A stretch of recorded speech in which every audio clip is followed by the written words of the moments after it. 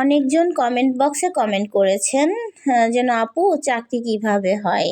তো সেক্ষেত্রে বলবো আপনারা চাকরির বাজার, চাকরির খবর পত্রিকা দেখতে পারেন। পত্রিকাতে সার্কুলার যখন দিবে বিভিন্ন পদে বিভিন্ন দপ্তরে সার্কুলার হয়, সেখানে আপনার পছন্দ অনুযায়ী আপনি অ্যাপ্লিকেশন করবেন। বা দেখা যাচ্ছে অনলাইনেও চাকরির খবর, চাকরির বাজার, বিভিন্ন জবের বিভিন্ন খবর পাওয়া যায় এই নিয়োগের। তো সেখান থেকে আপনারা পছন্দনীয় যে কোনো পোস্টে অ্যাপ্লিকেশন করতে পারেন। অ্যাপ্লিকেশন করার পরে যখন আপনাদের কার্ড আসবে তখন আপনারা পরীক্ষা দিতে যাবেন। আর লিখিত পরীক্ষার পরে আপনারা মৌখিক পরীক্ষার জন্য যদি উত্তীর্ণ হন, মৌখিক পরীক্ষা দিতে হবে। আর আসে তো সেক্ষেত্রে তখন আপনারা আবার মেডিকেল ভেরিফিকেশন সব কিছুর জন্য আপনারা চলে যাবেন। এইগুলো দিয়ে যখন আপনারা উত্তীর্ণ হবেন তারপরে আপনারা চাকরিতে জয়েন করবেন। তো যাই হোক, সবাই কেমন আছেন অবশ্যই জানাবেন, আর ভালো আছেন কিনা জানাবেন। আমি বাড়িতে চলে এসেছি, এসেই এই তো কাজ শুরু করে দিয়েছি। এই দেখেন আমার বিড়াল ঘাস খাচ্ছে, দেখছেন? ও কিন্তু ঘাস খায়, কেন খাই জানি না, ও ঘাস খাচ্ছে। তো যাই হোক, বাড়ির কুড়ে ঘরের কাজ চলছে আমার। আবার রমজান মাসে, তারপর আদার্স অন্য সময় অনেক বেশি রান্নাবান্না করা লাগে খড়ির চুলায়।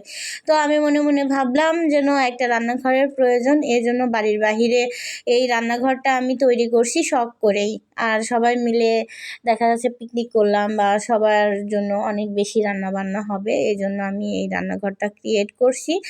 আর আমার ভালোই লাগছে, যেহেতু নিজের টাকায় নিজের ইচ্ছায় একটা ঘর তৈরি করছি।